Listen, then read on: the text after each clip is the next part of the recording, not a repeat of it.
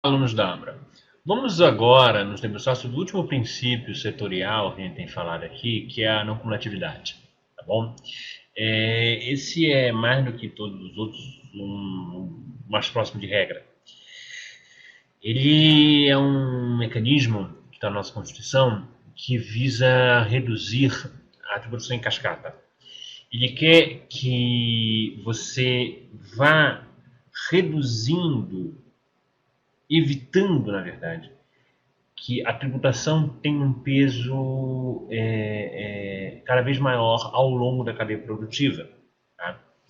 Sempre que você tiver um tributo que ele vai incidir em sequência, a não cumulatividade deve estar presente, evitando isso que haja uma acumulação e acabe ocorrendo a tributação em cima do próprio tributo. Tá? Schroeder diz o seguinte: a tributação indireta sobre o consumo consiste, assim, na incidência jurídica em uma ou mais fases da cadeia econômica, compreendida aquela incidência como tentativa de alcançar a capacidade contributiva que se manifestará em concreto no momento do consumo.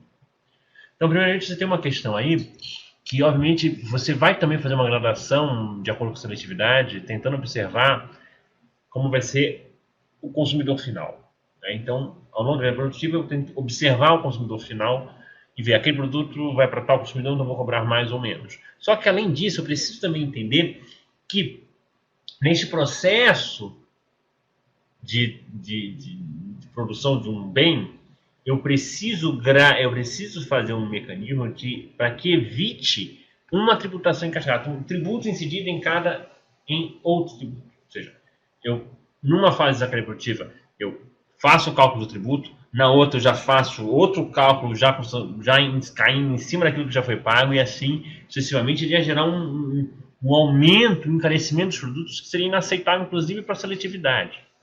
Né? Daí o que acontece? Como eu falo aqui, em cada fase se compensa que se pagou no anterior, evitando um tributo sobre tributo.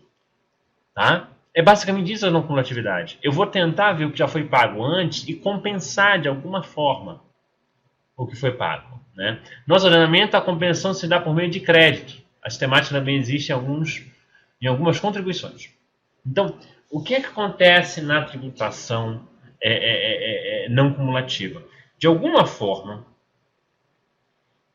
na hora que a pessoa vai fazer o cálculo, ela tem, por algum meio, créditos que ele vai utilizar para pagar menos tributo. De forma que eu só vou pagar aquilo que foi acrescentado naquela fase. Daí a gente falar que a não cumulatividade ela é muito típica de tributos de valor não agregado. Quer dizer, de valor agregado. Então o que acontece? Imagina uma cadeia produtiva como a cadeia produtiva de um carro. Você tem vários produtos, subprodutos sendo produzidos para formar o veículo. Em todo ele, você vai ter a incidência de tributo. Não vamos entrar aqui no método de substituição tributária, que a gente deixa para outro momento. A não cumulatividade vai entender o seguinte: se eu deixar simplesmente todo mundo pagando o valor cheio do tributo, o valor cheio daquele produto, sem fazer nenhum tipo de desconto do que já foi pago antes, o bolo tributário vai crescer muito mais porque eu vou estar tributando tributo em cima de tributo. Diante disso, eu crio a sistemática da não cumulatividade, que no nosso caso aqui é via crédito. Obviamente não são crédito em dinheiro, não é que o Estado brasileiro entregue dinheiro para o contribuinte. Na verdade, ele tem escrituralmente, ou seja, lá no seu livro caixa, no seu computador, ele registra que ele tem um crédito tributário que ele vai poder compensar em algum outro momento da produção. Como o empresariado sempre está produzindo, é natural que ele tenha crédito. A ideia é justamente reduzir o impacto tributário, como eu estou dizendo. Então, imagine lá a produção do carro. Alguém vai produzir, por exemplo, a matéria-prima para produzir as velas dos carros. Sei lá, um metal para produzir as velas do carro. O cara produziu o metal, vai pagar lá um valor de IPI ou de ICMS. Vamos pensar em IPI, paga lá o IPI. Para vender o metal para a fábrica de velas de carro. Então já foi o valor do IPI, sei lá, ele pagou R$10 de IPI. Aí o cara pega aquele matéria-prima, outras matérias-primas, fabrica a vela. Tá? Aí ele vai ter que pagar, sei lá, vamos imaginar que ele faça o cálculo e vai lá dar R$20 de IPI. Aí ele tem um crédito, que ele vai descontar, ele vai pagar, sei lá, só R$10.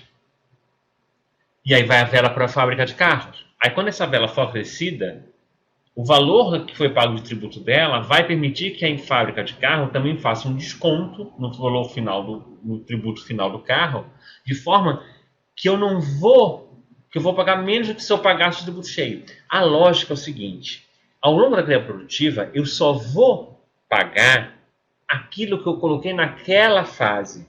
Tá? Então, se o metal foi produzido no momento 1 da cadeia produtiva, eu tributo a produção daquele metal.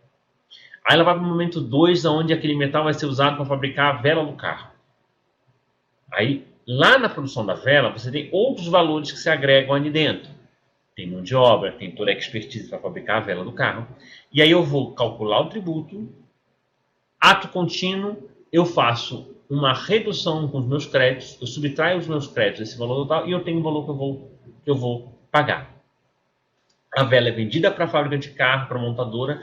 A montadora, ela, na montagem do carro, vai gerar um novo valor, ou seja, no produto. Aí ele tem o valor final do produto. Ele faz o cálculo do IPI, vai sair lá um IPI, sei lá, vamos supor, de R$2.000. Tá, mas eu tenho créditos das cadeias passadas que equivalem, sei lá, a R$1.200. E aí, sei lá, o IPI ficaria só R$700. Tá? Então, veja, a lógica é o seguinte: ao longo da cadeia produtiva, tudo que eu compro na cadeia produtiva me gera crédito. Porque tudo que eu comprei e esse tudo que pagou tributo antes, aquilo vira crédito para mim. Ou seja, o tributo que foi pago antes me permite descontar. Então, se já foi pago um tributo no valor de R$10, quando eu fazer aqui o meu produto e calcular o tributo, eu vou descontar R$10 porque eu tenho com isso, evito que o meu IPI, que eu estou nessa fase 2, calculando, incida sobre o IPI que foi pago anteriormente. Tá? Aí começa a complicar um pouquinho a história. A não cumulatividade pode ser de tributos monofásicos ou plurifásicos. Tá? Você será monofásico quando a incidência for em um momento da cadeia produtiva, ou plurifásico quando for em vários momentos. Tá? A tributação monofásica incide, tem a vantagem de constar em um único momento da produção, e o plurifásico tem a vantagem tem uma incidência em vários momentos da produção. Tá? Então eu tenho que arranjar alguma forma de fazer a não cumulatividade. O IPI e o ICMS está claramente na Constituição dizendo o seguinte: será não cumulativa, compensando-se o que for devido a cada operação com o montante cobrado nas anteriores. ICMS não será cumulativo, compensando-se o que for devido em cada operação relativa à circulação de mercadorias ou prestação de serviços com o montante cobrado nas anteriores pelo mesmo ou outro ente ou pelo Distrito Federal. Então, veja, esse IPI e ICMS são tributos plurifásicos, eles vão incidir ao longo da cadeia produtiva. A ideia aqui é que eu verifique o que foi pago anteriormente pelos sujeitos. Então, veja, eu faço uma montadora de carros, eu compro motor, eu compro, sei lá, as chapas de aço, eu compro as velas, eu compro pneu, eu compro o estofado do carro, vou comprar um monte de coisa. Né? O equipamento do ar-condicionado. Tudo isso que eu vou comprando para montar o carro, já pagou, por exemplo, o IPI. O valor que foi pago de IPI, quando chega para mim, vai chegar como crédito. Tá? Obviamente, tem uma série de detalhamentos, você tem que estar destacando na nota fiscal, aí eu vejo esse valor que foi pago, eu posso descontar ou não. Não é uma coisa simplesinha assim não, tá, gente? É bem complexo, você tem produtos que não geram créditos, ou um produto que me gera crédito, mas não posso usar para compensar qualquer coisa. Sei lá, o ar-condicionado do carro me gera crédito, mas eu só posso descontar esse crédito se for em carros populares. Tá? Enfim, é um negócio bastante complexo, mas a lógica básica é essa que eu estou dizendo. Uma cadeia produtiva, o que a pessoa que está antes de mim pagou de tributo, eu vou pegar aquele valor que foi pago de tributo, anotar nos meus registros que ele é um crédito tributário para mim, Na hora que eu for fazer o cálculo do tributo, eu vejo o valor do meu produto, calculo o tributo, o IPI, pego o IPI que foi pago anteriormente e faço subtração, eu sei quanto eu vou pagar. Tá? Nos impostos temos um sistema de crédito físico, na qual o contribuinte se acredita na entrada do produto e se debita na saída do mesmo. Tá? É isso tudo que eu estou falando aqui para vocês ao longo dessa nossa explicação. Na compra do bem para industrialização, o valor do imposto que havia sido pago será transformado em crédito para o industrial. Quando o produto sair da fábrica, o crédito se torna débito para ser compensado com o valor do imposto. Então veja, quando eu compro um equipamento de ar-condicionado para botar para montar dentro de um carro, aquele valor que foi pago de tributo pelo contribuinte anterior é um crédito para o montador. Tá? Quando ele vende o carro, aquilo sai como um débito que ele vai tentar compensar lá na frente. O crédito realmente não é real, ele é estruturário, não é um valor que eu receba em dinheiro. Eu tenho um reconhecimento por parte do Estado de que eu tenho um direito de compensar aquilo em algum momento futuro. Tá? Inclusive, é importante dizer que muitas vezes quando você tem ações de repetição de indébito que visam reaver um tributo pago indevidamente, é muito comum no caso das indústrias, o Estado não vai devolver o dinheiro para essa pessoa. O Estado vai dizer, olha, eu reconheço que você tem esse crédito e você pode compensar. Então, de repente, a pessoa pode estar compensando um crédito tributário que ela ganhou numa ação judicial com tributos que ela está pagando agora. Então, sabe, é um negócio para tributar, compensar de diversas formas. Eu coloquei também o seguinte, o valor é consignado em nota fiscal e registrado em livros fiscais quando se compra um bem. Na verdade, na venda, verifica-se o valor do imposto, base de cálculo mais agrícola, e o montante do crédito. Subtrai-se o crédito do valor do imposto. Se tiver imposto, paga-se. Se imposto der zero e ainda sobrar crédito, pode-se utilizar no período seguinte a apuração mensal. Então, veja, todo mês, isso é importante, todo mês, eu não faço cálculo do IPI, do ICMS todo dia. Eu tenho um período, obviamente vou registrando, mas um período do mês eu sento, faço toda a minha contabilidade e pago uma única vez de tributo. Tá? E, ou seja, se você observar então, a forma de eu calcular essa tributação indireta não cumulativa não é só calculando base de cálculo e alíquota. É base de cálculo vezes alíquota, o valor que eu encontrar é o subtraio do crédito que eu tenho. Tá? O sistema de impostos, o sistema da cumulatividade pode ser de imposto sobre imposto ou de base sobre base. O sistema de imposto sobre imposto, tax on tax, é um sistema brasileiro, onde se abate o valor do tributo devido na saída com aquele pago na entrada. Ou seja, quantos meus que me antecederam na cadeia produtiva pagaram de tributo? Eles pagaram, sei lá, R$100 de tributo. Então eu tenho R$100 de crédito para compensar quando eu saber exatamente quando eu vou pagar. No sistema de imposto sobre imposto, eu faço o cálculo de base de cálculo mais alíquota, chego no resultado e subtraio o valor do meu crédito. Agora há um sistema de base sobre base, de tax on base. Os parâmetros são as bases de cálculo dos impostos sem se aplicar as alíquotas, o valor das alíquotas. Então, aqui eu já calculo na base de cálculo. Então, faço os ajustes de crédito e débito na base de cálculo para calcular a alíquota e aí eu tenho o resultado final. Tá? A isenção, ela normalmente é bem vista porque a pessoa paga menos, mas ela... Eu sempre digo, a isenção, quanto mais a gente estuda a isenção, mais a gente percebe que ela é muito mais problemática. E num sistema não cumulativo, ela complica demais a vida da pessoa que está fazendo. Por quê? Eu estou na cadeia produtiva, eu sou isento. Aí eu vendo o meu produto com uma pessoa que não tem isenção, essa pessoa vai ter que pagar o tributo e não vai ter crédito. Então vejam, por exemplo, eu fabrico um determinado tipo de cana de açúcar. Eu sou produtor de cana de açúcar, eu vou pagar um ICMS, tá? Mas eu sou isento. Aí eu vendo minha cana de açúcar para a indústria de bebida, para a indústria de açúcar. Tudo isento. Mas lá na bebida alcoólica, o que acontece? Quando o cara vai fazer a cachaça é tributada. Como ele não tem o crédito, porque eu era isento, não paguei nada, se eu não paguei nada, não tem como transferir crédito.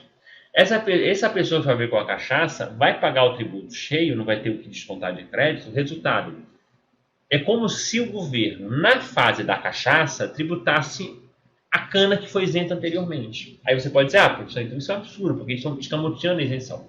Alguns dizem que é exatamente isso que acontece, ou seja, estão enganando, deveria gerar um crédito fictício, mesmo que a pessoa, no nosso caso, o fabricante da cana, da matéria-prima,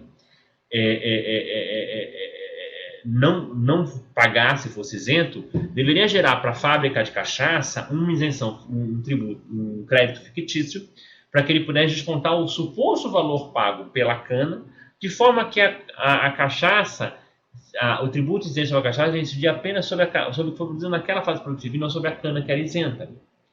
Outros vão dizer o seguinte, não, quando o Estado faz isso, ele está dizendo o seguinte, olha, eu só quero isentar esse estado da cadeia produtiva. Eu não quero isentar o cara que vai fazer a cachaça, eu quero isentar só o produtor da cana. Se eu quiser isentar o cara da cachaça, eu criava um crédito fictício. Tá? Eu dizia que mesmo isento, ele vai ter um direito a um crédito presumido. Tá? Então, essa questão da não cumulatividade na incidência não necessariamente ocorre. Tá? E mesmo assim, nem sempre a não cumulatividade reduz o tributo.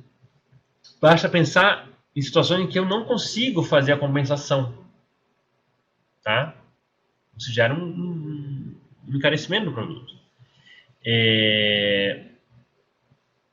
No caso da isenção também, quando eu não reconheço esse crédito presumido, eu posso, sem querer, estar desestimulando as pessoas a consumir daquela pessoa que tem isenção, porque eu vou comprar dele, mas, poxa, ele não vai me dar crédito, eu não vou conseguir crédito para compensar, eu vou pagar mais caro. Às vezes é melhor... Olha como são as coisas. O cara, eu tenho 2 fabricantes de cana-de-açúcar, preciso comprar cana-de-açúcar para fazer cachaça. O produtor A, ele é isento, o B não é.